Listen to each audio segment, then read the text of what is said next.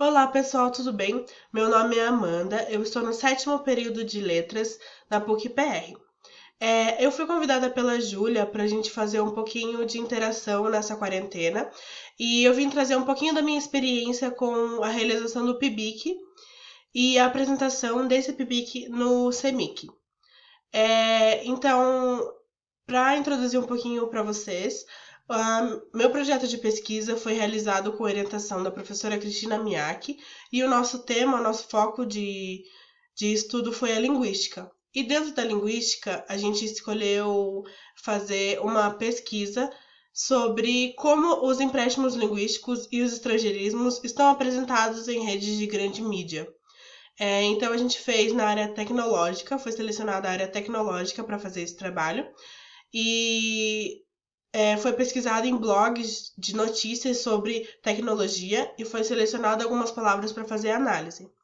Então, para começar, assim, para você ter o seu projeto aprovado na pesquisa do PIBIC, primeiro você tem que conversar com o orientador e, como já diz a palavra, conseguir orientação.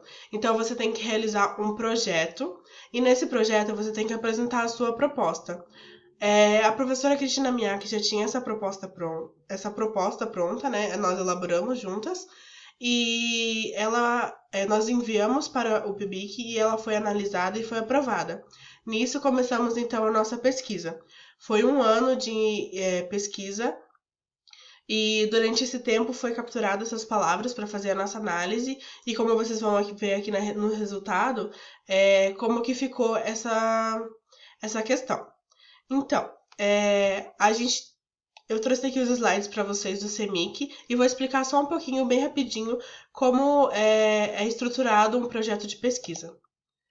Então, a gente tem aqui a introdução, onde a gente traz conceitos básicos e autores chaves para poder fundamentar esse seu trabalho, contextualizando o leitor, que pode ser ou não da área de letras, sobre o que você vai estar falando. Então, eu falei um pouco sobre língua, eu falei um pouco sobre léxico, eu falei sobre neologismos, formação de palavras, tudo isso que eu ia pesquisar e trazer como resultado de minha pesquisa.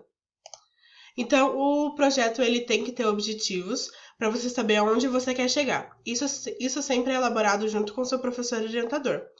Então, os nossos objetivos aqui são verificar como esses estrangeirismos e os empréstimos linguísticos estão apresentados em rede de grande mídia, falar sobre a aceitação dos leitores, o seu contexto de uso e ver como eles são empregados no português. Se eles vêm com tradução já pronta, se eles vêm com explicação, se são casos de decalque. Esses foram os nossos objetivos nessa pesquisa. Como metodologia? Na metodologia, você vai explicar tudo o que você vai fazer e como você vai fazer. Essa é a palavrinha-chave. Então, eu coloquei aqui a logo dos principais sites que a gente realizou essa pesquisa. Então, foi o site Tecnoblog, Tecnomundo, Canaltech e a parte tecnologia do site da UOL e do G1 também.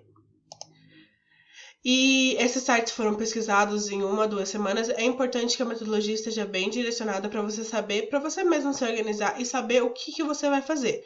Então, foram selecionados os posts mais propícios a ter estrangeirismos e foi utilizado 2 dicionários, um da língua portuguesa e um da língua inglesa, para analisar essas palavras, o Michaelis e o Cambridge. E nisso, essas palavras foram colocadas em um quadro de análise. Então, eu elaborei esse quadro de análise para ficar mais linear a minha pesquisa e para organizar melhor as palavras que eu ia selecionar. Eu coloquei a forma com que a forma da palavra, no singular e com letra minúscula, o contexto de uso, que foi muito interessante para a gente poder analisar esses resultados, o significado no idioma de origem, o significado na língua portuguesa e a referência de onde essa palavra se encontrava, o site e a página de origem. E na parte de resultados foi disposto lá todos os resultados que eu encontrei. Então, no total foram selecionadas 32 palavras e dentro dessas 32 palavras, 31 tinham origem da língua inglesa e somente uma tinha origem na língua japonesa. E dentro desse grande grupo de 32 palavras, elas foram divididas em 3 grandes classificações: estrangeirismos, empréstimos linguísticos e uma palavra classificada como nome próprio. e ela foi colocada num gráfico para a gente ter uma melhor visualização de como é os nossos resultados. Então, esse gráfico ele representa quantos por cento cada grande grupo de palavras teve. Na parte de discussão, essa é a parte mais importante do seu trabalho, pois é lá que você vai analisar essas palavras e verificar o que acontece com elas, porque elas estão ali, como elas foram formadas, essa é a parte mais interessante, a parte mais legal que eu achei de fazer, assim. Então, foram divididas as palavras novamente entre palavras compostas, que está disposto as palavras ali, e dentro dessas palavras a gente viu que separadas essas palavras apresentam sentidos diferentes do que elas apresentam juntas. Sempre é bom lembrar que todos esses conceitos que eu trouxe foram fundamentados e os autores falam sobre esses conceitos e esses conceitos estão todos fundamentados na pesquisa. Então, eu trouxe aqui um exemplo de uma das palavras que tem um significado separado, diferente e junto outro significado, como a palavra startup, que foi uma das que mais apareceu na minha pesquisa. Elas separadas significam duas coisas diferentes e essa palavra junta tem um novo significado, que não é só da área de tecnologia, é de muitas áreas, né? Muitas áreas utilizam essa palavra e isso foi o mais interessante. No segundo grupo foram as palavras derivadas, fundamentadas ali por Basílio. O terceiro grupo foram palavras apresentadas como verbos substantivados, que é uma outra classificação. Como quarto e último grupo, essas palavras foram classificadas como estrangeirismos e empréstimos linguísticos, na área tecnológica. Então, aqui estão essas últimas palavras. E com essa nova divisão que foi realizada, foi possível colocar essas palavras novamente em um novo gráfico. Então, a gente tem aqui o gráfico 2, que é o gráfico das classificações das palavras. Sobre ainda a discussão do projeto. Tiveram algumas sobre divergência e convergência de significados. Dentro dos 16 empréstimos linguísticos encontrados, foram identificados 15 com significados muito semelhantes na língua de origem, que é a língua inglesa, e somente uma palavra apresentou significados diferentes. Isso é muito interessante e muito relevante para a nossa pesquisa. Então, foi analisada com mais foco essa única palavra que não teve um significado igual, que foi a palavra mobile. Dentro do seu contexto de uso, a palavra significava algo que seja móvel. Só que, na língua portuguesa, essa palavra sofreu algumas alterações. No Michaelis Online foi encontrada essa palavra com um significado diferente e com uma escrita diferente. Ela tem um acento e ela significa peças formadas por diferentes elementos, feitos de material leve, suspensos por fio ou cordões. Um mobile, que é o que a gente já conhece.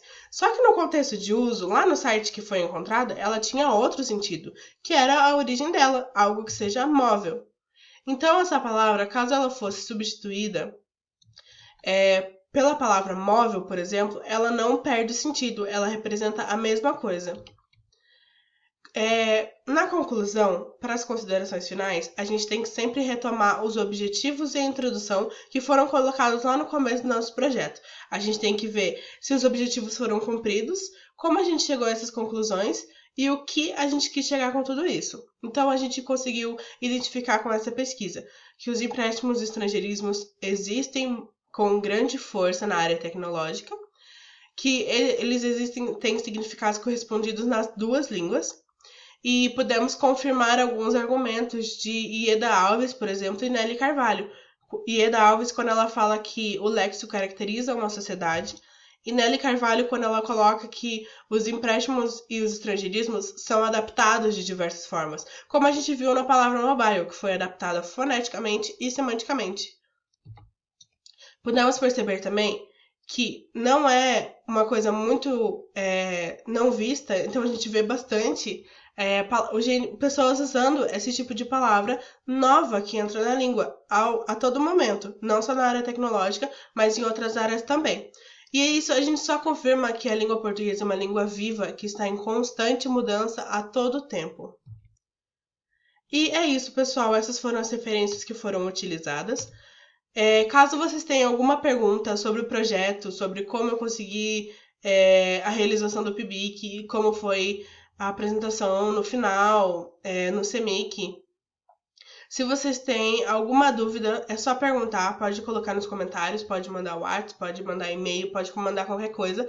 A gente tá aqui para isso. É bom pra gente estreitar os nossos laços. O pessoal, os calouros, às vezes não tem muito contato com o pessoal, os veteranos que estão já saindo do curso, e eu tenho certeza que os veteranos têm muito conhecimento para passar para eles, tanto nessa área de como realizar esse tipo de pesquisa, como encontrar o que você quer, como fazer.